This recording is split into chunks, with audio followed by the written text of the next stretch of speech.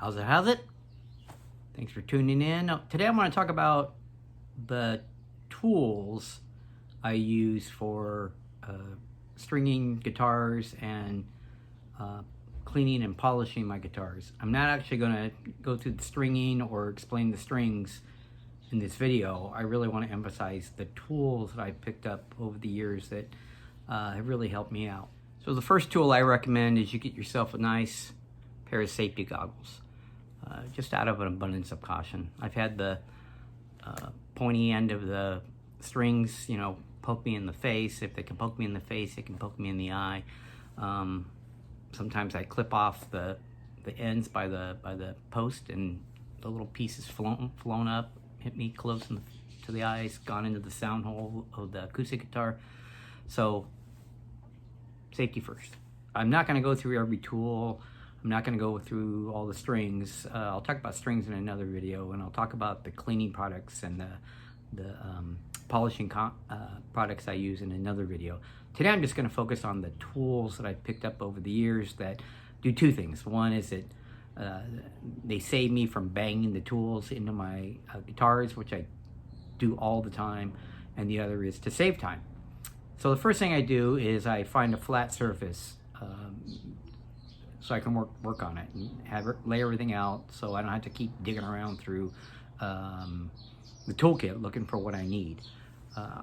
I just put a simple towel on the butt end of the table and put the back of the guitar on that. Nice and fluffy, won't move around. First tool I recommend is a cork neck rest. I cannot emphasize this enough.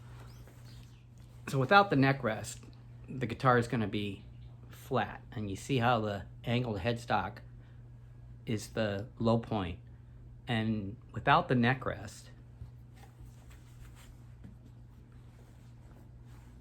you're going to be pushing down on the neck, pushing down on the headstock, and you could crack it. You could even, worst case scenario, snap it off. So I will always want to protect that. Costs you about 16 bucks. Worth its weight. So most of us have been through, seen one of these, used one of these, bought one of these, and they're okay. It's a force multiplier.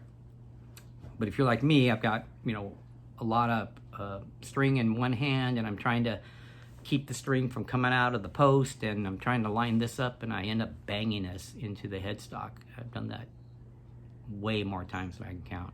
Plus, it's not very precise. It's not very forgiving. So go down to the hardware store and get yourself an inexpensive cordless screwdriver. But I would definitely recommend the ones with two knobs on them, so you can tighten or you can loosen the strings. I highly recommend that you mark the buttons. You can mark it wind, unwind, tighten, loosen. I marked mine sharp and flat. Because what you're going to do is, again, you've got your string, you're trying to keep it from coming out of the post, and you are going to push the wrong button, I guarantee you, unless you mark it. The next thing you need is a drill bit peg winder. It's made exactly for this purpose. There's several on the market. This one cost $6. And again, screwdriver, probably less than 20. Worth its weight in gold. Very simple. Goes on one way. Tighten or wind, loosen, unwind. And it's way more forgiving than this thing. So now all your strings are loose. You can do a couple things here. You can use and unwind it until the string is perpendicular with the puka and just pull them out. A lot of times they're kinked at the end because they've been wound up for however long. So then you want to get yourself a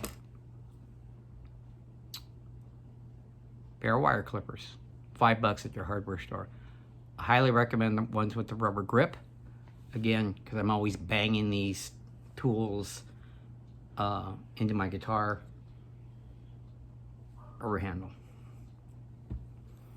Other thing you might want to consider, pair of needle nose pliers, just in case they get stuck, the string gets stuck in the puka. You can kind of use this to pull it out. If you use the wire clippers, you're going to end up clipping them. Again, rubber handle. Okay, I do not recommend this next step for you. I use 000 extra fine steel wool on certainly this guitar, and I just kind of work it into the frets with the wood grain. The reason I don't recommend it is some of your fretboards may have a high gloss finish, like the body, and you definitely run the risk of rubbing it dull. So if you do want to go this route, which I do use, just double check what kind of neck you have and what kind of finish, because I don't want to be responsible for you ruining your finish on your fretboard. But I do recommend this step. Get yourself some fretboard guards. They come in different widths. You can usually get them in a kit, like a set of 4 for like $10. So what this is your strings are off now. You may or may not have used the steel wool to run with the grain, but you can definitely do this and be confident. So the strings are off. You put the fretboard guard over the fret wire and you rub the 000 extra fine vertically up and down, just to give your frets, get all that sweat and grime and grease off, make them shine up. A bag of 000 extra fine will cost you like $7, and it'll last you a lifetime. A piece this size, I'll use multiple times on multiple guitars. Okay, now that your strings are off, that's when I do a little basic, very minimal hardware maintenance. So there are screws on your tuners, screws on your socket inset. I have a little Phillips head that I keep in my toolkit just for this purpose, just to give them a little turn. Don't torque it real hard, just to make sure they're not loose. Make sure they're nice and snug. You have nuts on each of your posts. These can come loose, and you won't notice it with the strings on, but with the strings off, just give them a little twist with your fingers. If any are loose, I have a little miniature crescent wrench for that purpose. Again, I tend to bang this on the headstock, so I don't recommend it. I have this T-handled socket set that fits my guitars, so I like that. I like this one because it keeps it away from the impacting the head this way. I also have a socket set. Before I wipe down the guitar, I use a soft tip paintbrush. Emphasis on the soft tip. So I just dust everything off in between, especially in between the pickups. This is a big dust collector area right here, between the pickup and the bridge, between the bridge and the stop bar tailpiece. That's where dust tends to collect on the Les Pauls. So I just kind of wipe all the little steel wool, the dust off before I wipe down the guitar. Because if I wipe down the guitar with all that dust and grime, I could scratch the finish. So then I wipe it down. And again, I'm not going to go through all the polishes and cleaners that I go through, but a couple more maintenance tips. So back in the day, with the strings off, and again, use your paintbrush to dust in between the grooves of the nut.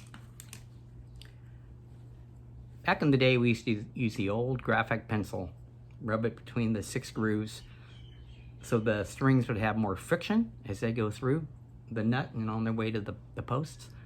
But I always worried that all that years of rubbing a pencil in there would widen the groove. I always thought there should be something better, and there is. This is a graphite injector, just like a pencil, same concept, except you're not rubbing it. You just inject it into the grooves. I am blessed and humbled to live 4 doors down from the beach. It's great. The downside is we have salt water in the air and humidity, and that's what comes with living on an island. So it can play havoc with electronics sometimes. Occasionally, when I plug my instrument cable into a guitar, it'll be scratching. I can tell there's something going on with the input jack. So all I do is I don't do this every time I change my strings. It's only in the rare times I have, like I said, a scratchy input jack. So they make a product called Deoxit just for that purpose. Well, not for guitars, but for scratchy electronics. So what I do is I squirt a little bit on the instrument cable. Just stick it into the puka. Couple 3 times. Fixes it every time. Again, not for every time you change your strings. So now I want to talk about a couple of the tools that are just for acoustic guitar stringing or cleaning. Number one is this sound hole plug. Really, their main purpose is if you're playing in a live setting with a PA and you want to plug your sound hole so that it doesn't get the audio back in there and feed back. But in this case, I have the strings off, and I plugged the sound hole just to keep all the clean products out of there, keep any errant strings from flying in there. If I've used my steel wool, certainly don't want any steel wool in there. And these can run anywhere from $8 to $20. I don't know why there's such a huge difference in price. It's basically a piece of rubber that's carved exactly the same way. I have a couple of them. So the next tool is to change the battery on your acoustic electric guitar. On this one, it just pops out of here. On my Martin, there's a compartment on the back. But I do have a guitar where you have to stick your hand in there and fiddle around, and you know, it's just kind of humbug. So I have a very inexpensive dental mirror. So when I pull out the battery, I can tell where the positive and the negative are, so I don't have to plug it back in, put the strings on, plug it back in, and only discover I had the poles wrong. I like this one. It's a little longer. It's metal. Feels better in my hand. Couple bucks. Now, for years, when I got to this part in the restringing an electric guitar, you have a wooden bridge. You have pin holders that, you know, they could be plastic, they could be tusk, they could be even metal. The technology was these little levers that you would put under the pin and use the bridge as a fulcrum and just crank on it until the thing pops out. And I've damaged, I've marred the finish, I've done all kinds of crazy things. I didn't like that technology, so I would use my needle nose and just manhandle the pins out. And sometimes I'd end up chewing up the pins, and you know, I'd have one or two that's all eaten up, and then the other 4 would be fine. It would just drive me crazy. So for years I thought, there's got to be a better way. There's just got to be a better way to remove the pins, because they're just in there by pressure. And sure enough, there is. So for those of you who have acoustic guitars that need restringing, I highly recommend acoustic pin pullers. You won't chew up your bridge. You're not going to destroy your pins. These are 2 different heights, as you can see. I have a third one. Even though they're slightly different, they're all the same technology. See, it's nice and snug on there. Just pull it, lift up vertically, and it comes right out. Okay. So those are not all the tools I have, but the ones I highly recommend. If you have bad experience, good or bad, say something in the comments below, or please recommend anything, any tools that you use and rely on. I'd certainly love to hear about it. Okay, see you next time.